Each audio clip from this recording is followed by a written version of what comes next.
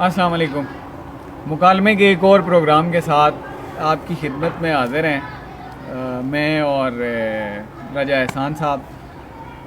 اور آج جو ہے وہ ہمارا جو موضوع گفتگو ہے وہ ہے ہماری جو ایک ریاست ہے اس کی ذمہ داریاں اور اس کے فرائض، اور جو ایک شہری ہے اس کی کیا ذمہ داریاں ہیں. اس پہ گفتگو کریں گے راجہ صاحب کے ساتھ.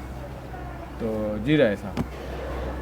حافظ صاحب، پہلے تو آج سے 200 سال پہلے تک آپ چلے جائیں تو آپ کو عموماً شخصی ریاستیں ملیں گی.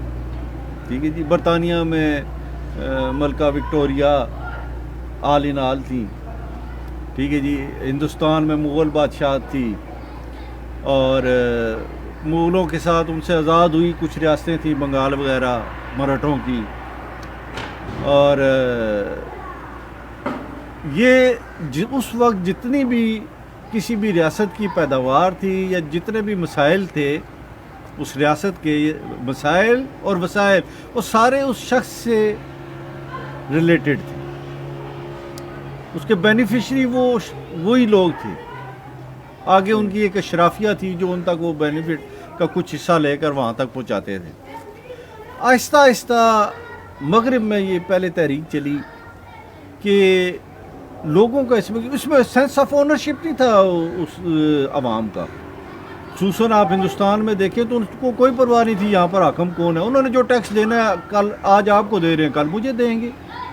ان سے اس سے کوئی غرض نہیں تھی کہ کون قابض ہو رہا ہے، کون جیت رہا ہے، کون ہار رہا ہے. لیکن جب اس کو مغرب میں پہلے محسوس کیا گیا کہ آخر عوام کا بھی کوئی حق ہے، کوئی ان کا بھی کوئی رول ہے، اور سینس آف اونرشپ کی ریاست ہماری بھی ہے، تو اس میں پھر شخصی ریاست سے ایک فلائی ریاست کی طرف کنسیپٹ گیا. اور فلائی ریاست اگرچہ ابھی بھی برطانیہ میں بادشاہت ہے، لیکن بادشاہ وہ ایک سمبل آف ہیڈ اسٹیٹ کا سمبل ہی ہے. اس کے اختیارات بہت محدود ہیں، انتہائی محدود. ان کی پارلیمنٹ آل ان آل ہے.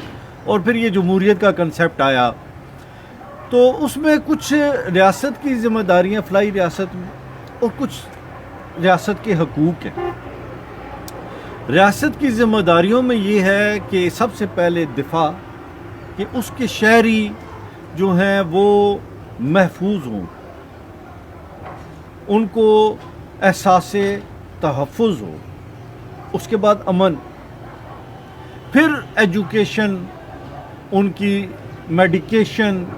اب ایک شخص کی ٹریننگ اور ایجوکیشن نہیں ہوئی تو وہ ریاست کے لیے کل کوئی مفید پرزے کا کردار یا مفید شہری کا کردار ادا نہیں کر سکتا. پھر ریاست اس سے کچھ ڈیمانڈ کرنے کی بھی حقدار نہیں ہے کہ اس نے کوئی ایجوکیٹ نہیں کیا، اس کو کوئی اس نے فیسلٹی، کوئی تحفظ نہیں دیا. ٹھیک ہے.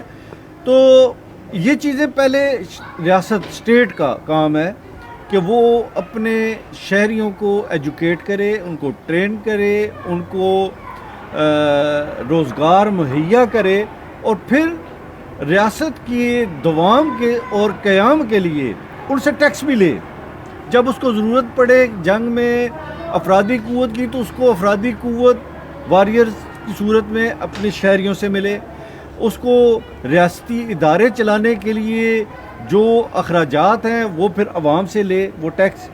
ٹھیک ہے. اور وہ ٹیکس جابرانہ یا استحصالی نہ ہو. یہ فلائی ریاست کا ایک ہے. دلچسپ سوال میرے ذہن میں آ رہا ہے صاحب. وہ یہ عرض یہ ہے کہ یہ بتائیں کہ جو ریاست ہے وہ لائک اے مشین اسی طرح ہی ہے؟ مشین نہیں، ریاست ایک ادارہ ہے.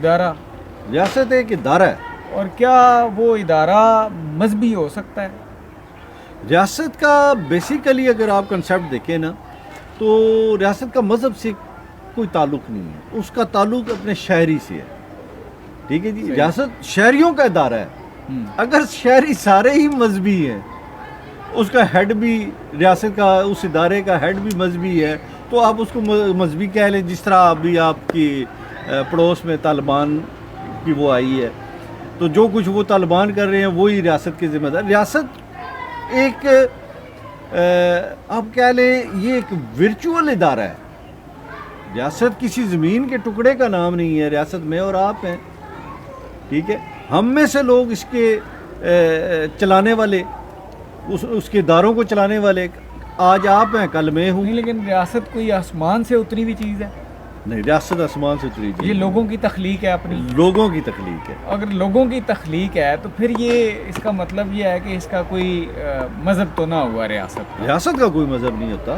ریاست اپنے وجود میں ایک سیکولر یا روادار قسم کی جو ہے وہ کوئی چیز ہے کہ جو جی بالکل اسی طرح ہے. مطلب اگر فرض کریں کہ جس ریاست کے میں اور آپ شہری ہیں, اگر اس ریاست کا جو ادارے ہیں وہ ان میں ایک بڑی تعداد جو ہے وہ مسلمز کی ہے, لیکن اس ریاست کے اندر یہاں پہ اس خطۂ زمین پہ اس ریاست کے ماتحت بسنے والے جو لوگ ہیں اس میں بہت سارے ایسے بھی ہیں جن کا کوئی مذہب جو ہے وہ اسلام کے علاوہ کوئی ہندو ماتا ہے, کوئی سکھ ہے, کوئی کرسچن ہے, کوئی یہودی ہے, کوئی نصرانی ہے, کوئی اور بہت سارے مذاہب ہیں.